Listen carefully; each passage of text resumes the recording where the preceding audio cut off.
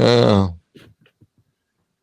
Welcome into the Talkin Tide podcast on the Pigskin Podcast Network. I'm Chase Goodbread, sports columnist of the Tuscaloosa News, joined as always by the senior analyst at BamaOnline.com.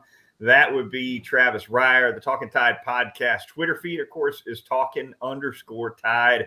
Get links to all the Talkin Tide podcasts right there. You can also get it wherever you get your podcasts, app-wise, Apple Podcasts included, and as well catch us on Facebook or YouTube live and recorded. I want to thank a couple of sponsors up front really quickly. More on them a little later in the show, but thanks up front to Peterbrook Chocolatier of Tuscaloosa, North River Dental Associates, corporate sponsor DraftKings, and a new corporate sponsor here for the Talking Tide podcast, the Raycon wireless earbuds. Tell you a little bit more about them later in the program. Travis, we dive right into this midweek preview of the Alabama-Texas game.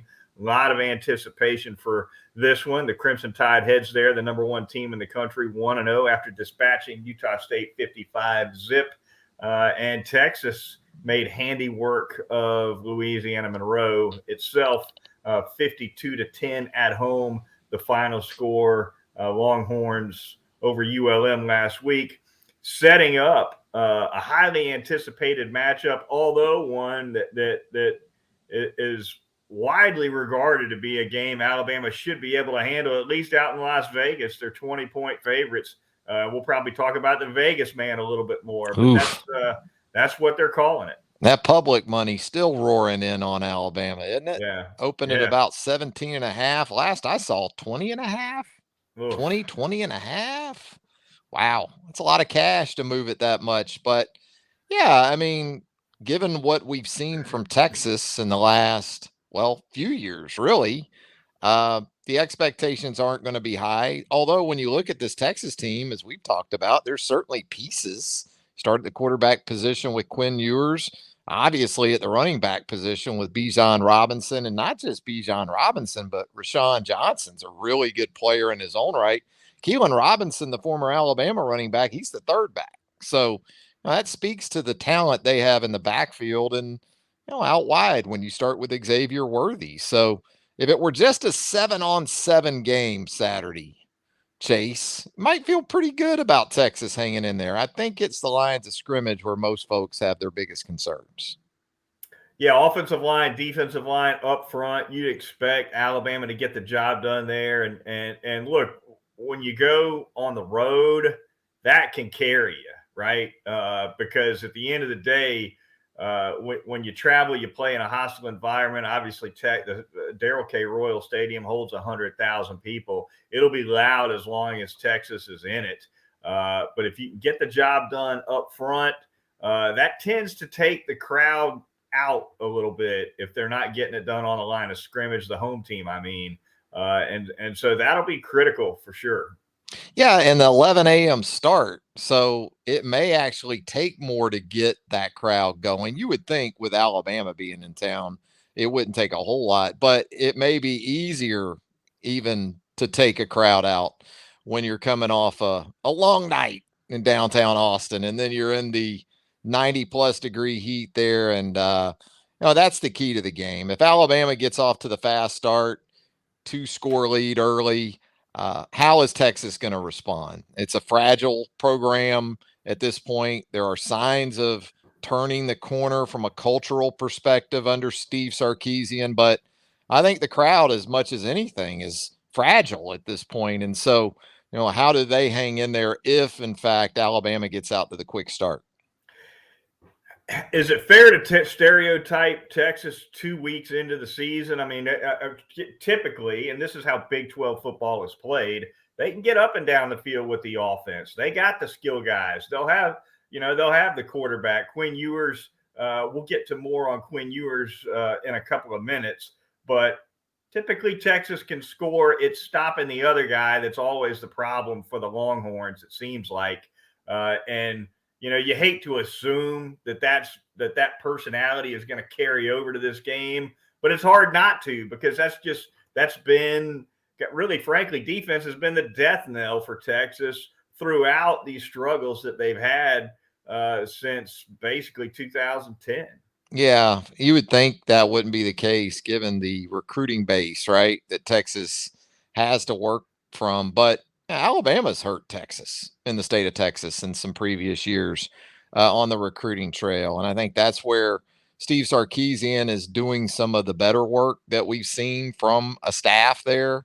Obviously, you still have to contend with Jimbo in state, but no, defensively, they've also done some things where the transfer portal is concerned as well. They went out and got a 6'3" corner in Ryan Watts from Ohio State. He's going to start opposite a fifth-year senior at the other corner on Saturday morning in Deshaun Jameson. So Jameson had a pick six last week against ULM. And, we talk about non-offensive touchdowns for Alabama, it seems like, on a week-to-week basis in a lot of seasons. But it was Texas that had two non-offensive touchdowns last week, one in the special teams, one on defense. And I would think it may take at least one of those kind of plays for Texas to pull off the upset on Saturday. Yeah, DeMarvion Overshawn, one of the top linebackers for Texas, he'll be one to watch defensively. And I think the pass rush, especially, will be something to watch, Travis. Texas really struggled with the pass rush getting after the quarterback last season. They didn't bring in a big pass rusher through the transfer portal in the offseason.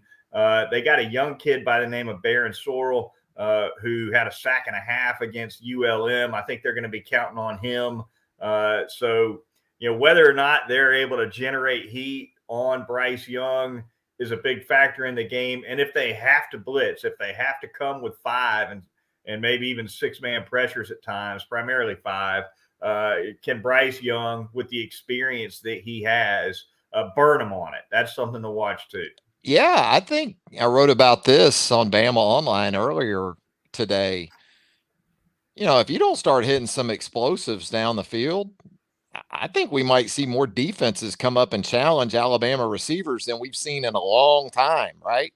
So I'm not saying Texas is going to come out and press Jermaine Burton and press Trayshawn Holden and Kobe Prentice and the rest of those guys.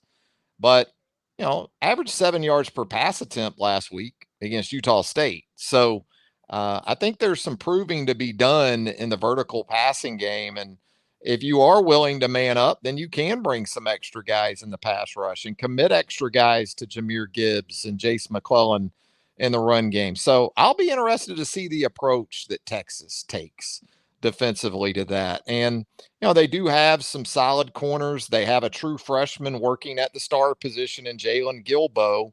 You watch him on tape, he's pretty reminiscent of Malachi Moore from a couple of years ago as a true freshman. And they'll bring him on some pressures too from that slot corner. So, at least in terms of what Texas showed against ULM, yeah. And Overshawn is a guy that they use a couple different ways, right? He'll be an inside linebacker and early downs, then they'll kick him outside to bring some pass rush on third down. It's a great point as to whether or not Alabama can take the top off of a defense with the wide receiving core. They had that last year with Jamison Williams. At this point, we don't know really if they'll have that in 2022. But that said, if you're Bill O'Brien, you got to take some shots regardless, right?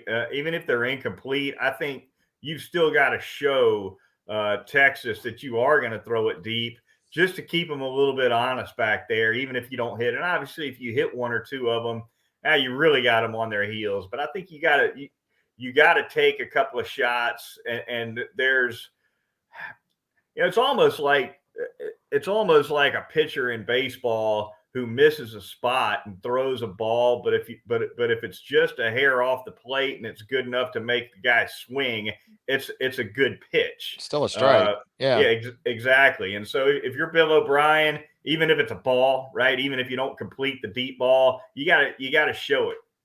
And I think, they came close a couple of times last week. And when we talk about this, I think people automatically assume it's the receivers we're talking about. Actually, last week, Jermaine Burton had a step a couple times. He and Bryce just couldn't hook up. Christian Leary had a step there in the third quarter, and Milroe underthrew him on the interception. So the receivers actually got some separation last week at times. And I understand, game like that, you're not going to show it all. But I also think there's other ways that you can hit explosives with Jahmyr Gibbs, maybe on a rail route down the sideline, not just in the flat, not just in the screen game. You can get him going down the field some too. And Cam Latu being back at tight end, right? Run him down the seam, maybe feel more comfortable with the middle of the field with Latu back working that. Yeah, Nick Saban making mention in his Wednesday night news conference that Latu looks 100%. They're confident that he's completely ready to go. You Do you get the think if sense. Texas was last week, Latu would have played? I think I was just about to say Okay. that he probably could have gone week one, and they might have just held him back, not even for Circled precautionary reason. Texas. Yeah. Exactly. Yeah, Yeah. we've seen that before a little bit from Mm-hmm. Alabama from time to time on guys. Give them an extra week and don't show them. So Plus, yeah, you get to play some guys you needed to play last week because yep. of your depth situation at tight end. Yep. You've got a little bit better idea now of what you can do with the Rabiutes, for Mm-hmm. instance, offensively than if he hadn't gotten to Miles play. Kitselman, yeah. Kitselman as well, yeah. So it's going to be a big addition for Latu too. I mean, look, Latu too. How about that? Bryce Young targeted him quite a bit last season. I think he Mm-hmm. targeted him close to 40 times last year. He had 8 touchdown catches. He's a big part. He was a big part of the offense a year ago, and that was with Mechie and Williams on the outside. Alabama's last 100-yard receiver, Cam Latu, against Georgia. When you had the injuries at wide receiver, the targets went way up for Cam, and he made some plays in that championship game. He had a drop in the end zone too, but I agree. I think in a couple different ways that offense benefits by his return. How about that Texas quarterback, Travis Quinn Ewers? What are your thoughts on this kid who's uh, obviously extremely heralded coming out of high school? Kind of a long layoff, right? Skipped senior year of high school, wanted to profit from that NIL. He goes to Ohio State. Things don't work out there. He goes to Texas. He just this past week, this is his first college. It seems like he's been in college for forever, but last week was his first college start, and this game, this will be a defense unlike anything he has ever faced. You heard Nick talk about it earlier in the week, and you think about it, you want to change the picture for this guy pre-snap consistently, give him a lot of different things to consider. You want to do that obviously without busting coverages on your end post snap. But I don't think that's just limited to the secondary either. I think in terms of how they're going to switch up their fronts and because you got 2 true freshman offensive linemen in front of him, one at left tackle. So, you got a true sophomore in that mix. They're going to do some different things. They're going to run some different games, some TE stunts, things like that. Line up maybe Will Anderson in some different places and, try to confuse that front in general. So, no, I look at him and he was a 5-star quarterback, the top quarterback prospect in his class. And physically, all the tools are there. But, he had a mistake early in the ULM game last week. He was a little quick to ditch the pocket. He wanted to get out to his right where things were a little more narrowed down and he could see, and he forced a ball and got picked very early. Now he came back from that, hit about 7 straight completions, looked good in doing so. So, yeah, I think if you're a Texas fan, you might want to buckle up a little bit because there may be some plays on Saturday that are just like, yeah, that's the guy that's going to lead us to the promised land here in the future. And then there could be a play or two where it's, oh no, what was he Yeah. thinking there? How important is it for Texas to be able to use Bijan Robinson effectively on early downs to keep pressure off of Ewers, keep him out of those 3rd and longs, which is Predictability. those are Yeah. the downs where you're talking about where he could have some oh no plays. Those are your 3rd and longs usually.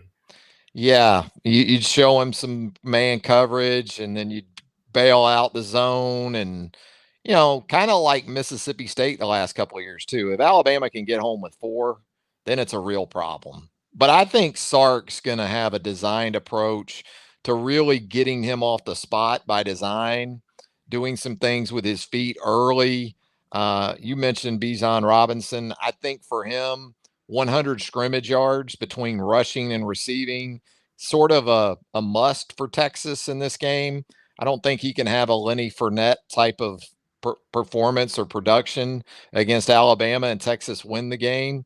So no doubt, I think Robinson's huge. And with that, I can see Sark, especially on that early script, maybe taking a little bit from Lane Kiffin a couple of years ago when Alabama went to Oxford. You had Matt Corral, a semi-young quarterback early in his time there at Ole Miss, and Lane did some really good stuff, not only with the backs but you also had a tight end that was problematic for Alabama that night. Texas has a true freshman tight end that was really involved in the game plan last week. So I'm maybe sensing a little bit of 2020 Ole Miss perhaps coming from Sark on Saturday. Watching some of that Fox coverage or this week of the game, Rick Neuheisel predicted that Sark is going to go straight down the field with that script and get an early score. And he was then challenged and asked if they'd score again after that. He said, "Don't know." And that's the thing, getting Texas off the script. And that's why it's important for Texas to not only survive the early storm, perhaps from Alabama, but if they can have a lead of 7, maybe 10, then they have a chance to make it a 4-quarter game. I think if they get through that early script and it's somehow 10-0, 14-0 Alabama, that's problematic. Now, we say that, and we know last year on the road, Alabama didn't always exactly step on necks when they had the opportunity. The Florida game, 21-3 lead after a quarter, end up hanging on for dear life. So if this Alabama team has taken another step in terms of maturity and growth, Texas shouldn't be able to come from that type of deficit if it happens this time around. First order of business for Quinn Ewers in this game, Travis, is to park legally when he gets to the ballpark, right? Yeah, I mean, how can you be the starting quarterback at Texas and get towed during the game? Yeah. Yeah. Porsche. I would think he'd be able to park right up on the sidewalk, right at the players' entrance. Yeah. Yeah. They don't care in Austin, man. There's a lot of big dogs in Austin between music and just sports and entertainment. And Quinn's not there yet. He's not there yet. He beats Alabama. He won't get towed the rest of the year. Park anywhere he wants. Yeah, he needs to win some games this year because Arch is coming, Arch is coming. And That's right. Arch is on his way. So it's an important year for Quinn. They don't need to even win the Big 12. That would obviously be nice. And I think they are capable of doing that this year. But they're with the SEC coming up quickly for Texas and what might be a 9-game SEC schedule when Texas makes its way into the SEC. You want to see some things from him that translate to being able to deal with that sort of gauntlet in the not too distant future. Talkin Tide podcast on the Pigskin Podcast Network. We're going to thank a couple of sponsors right quick here. We're going to start by telling you a little bit about North River Dental Associates, that great service you get from Dr. Jack Smalley and his professional staff of dental hygienists. You can find them conveniently located right off of Watermelon Road in Fairfax Park, right next door to West Alabama Pediatrics. The teeth whitening services, always popular there, doing Botox and Juvederm treatments as well to tighten up those facial features. And of course, all of your dental needs, your family's dental needs, they'll get them taken care of, from porcelain veneers to cosmetic dentistry, laser dentistry. They do it all at North River. They're going to get you in and out the door in under an hour, typically, on a routine cleaning. If you'd like to make an appointment, give them a call at 752-3506 or visit northriverdentist.com. It's North River Dental Associates. I'm going to tell you about Peterbrook Chocolatier out there at 1530 McFarland Boulevard North in the Indian Hills section of Tuscaloosa, celebrating 15 years in business. The champions of chocolate. There you see those hand-dipped chocolate strawberries. Those are hand-dipped daily, by the way. So if you go into Peterbrook Chocolatier, or if you've been into Peterbrook Chocolatier and you see those hand-dipped chocolate strawberries, you can take comfort in knowing those are fresh daily. So you're not getting Monday's strawberries on Wednesday. You're getting Wednesday's strawberries on Wednesday. And you need those game day snacks. You got a big Saturday of college football. It's going to start early with Alabama and Texas. So swing by there Thursday, Friday, stock up, and be ready to go for the college football weekend. You got NFL football. You need to go ahead and get your stuff for Thursday, Friday, Saturday, Sunday, into Monday this week. Find all that great stuff. Peterbrook Chocolatier, 1530 McFarland Boulevard North. Going to tell you about a corporate sponsor now. That would be DraftKings. Football fans, the season is here. DraftKings Sportsbook, the official sports betting partner of the NFL, giving new customers a can't-miss offer to celebrate the return of the NFL season. Right now, new customers can bet just $5 and get $200 in free bets instantly. It is simple. You bet on an NFL team to win. If they win by 10 at any point during the game, you get paid instantly, even if your team loses. All kinds of action going on at the DraftKings Sportsbook. Download the Sportsbook app now. Use the promo code TPPN. Get $200 in free bets instantly when you place a $5 bet this Sunday. That's promo code TPPN only at the DraftKings Sportsbook, the official sports betting partner of the NFL. And finally here, going to tell you about a second and new corporate sponsor. That would be Raycon Wireless Earbuds. You got to check them out. I've had them in my ears here lately. It's been fantastic. Their everyday earbuds look, feel, and sound better than ever with optimized gel tips for the perfect in-ear fit. These earbuds are so comfortable. They give you 8 hours of playtime and a 32-hour battery life. You just cannot beat them. 3 customizable sound profiles, noise isolation, earbud tap functions, awareness mode, you name it. So go by raycon.com/TPPN today. Get 15% off your Raycon order. That's by raycon.com/TPPN to score 15% off by raycon.com. Check it out. Outstanding earbuds there. And Travis, before we close things out here on Talkin Tide, a few loose ends for us to tie up. Starting, I guess, big deal or no big deal, this $1 million ban thing to you, Travis? I kind of think it's a tempest in a teapot. How about you on that? I think it's pretty poor form for a host school or university to offer those type of conditions to a visiting band. I mean, come on. What's it going to take for you to put them in a lower level and maybe give them more than 8 or 10 seats or whatever it was? In the grand scheme of things, I don't think it's a huge deal. We've been to Alabama games on the road for years, and there's been condensed versions of the $1 million band that make the trip. It's certainly not the full band more often than not when they do go to the road. But I don't think it's a good look for Texas. But I'm not,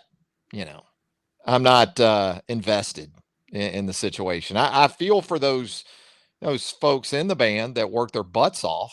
I mean, you've seen it, we've seen it. They're out there at the practice field and getting ready in August and in the heat and everything else for opportunities like this. So you hate it for those folks, but as far as how it could impact the game or anything like that, I'm kind of meh on it. What about you? It's you always when it's a money play, you always just say, well, it's money explains everything. And look, I haven't talked to the Texas president or something, but I can only assume that the reason, or at least the stated reason for doing this, is money, right? You're going to be able to put you're going to be able to fill those seats with people paying more money or what have you. Actually, I think from what I've heard, it's an expanded student section that's actually bumped visiting bands into the upper deck. So maybe not a ton of money there. But if that's the case, then I find it a little hard to fault a school that's letting more of its own students into a game and compromising a visiting band to do so. Just my thought. Yeah, and I hear you. I'm just kind of indifferent to the whole situation. As much as anything, I feel for the folks in the $1 million band that I'm sure, as you look at a schedule, you're thinking, oh man, that's the one I want make the trip for, and now that won't be the case for some of those folks. Sounds as if the SEC sticks to its policies on game contracts, when Texas comes into the league in a couple of years, that's going to go bye-bye, and they're going to have to offer some lower bowl seats to visiting fans. Yeah, but we're Texas, they'll say. Yeah. Yeah. That's their own. It's their own deal out there, man. I mean, I've been to Austin before. We did the tour of Austin, and it was really great. So if you're going out there and you have time, there are tours that they do. And they took us to the Capitol building, which is enormous. I mean, it's like the U.S. Capitol. It's Texas, as you might expect. Everything's bigger, right? And literally on the facade, on the front of the building, they have all of the different flags that have been the state flags of Texas. And there's one spot that's empty. And the tour guide said, yeah, that's where the current flag's going to go when we succeed, he said. Right. I mean, people out there think, it's coming. They'll just do their own damn thing. Right. So that's what he said about the empty spot up there. He said, yeah, that's this flag when we succeed.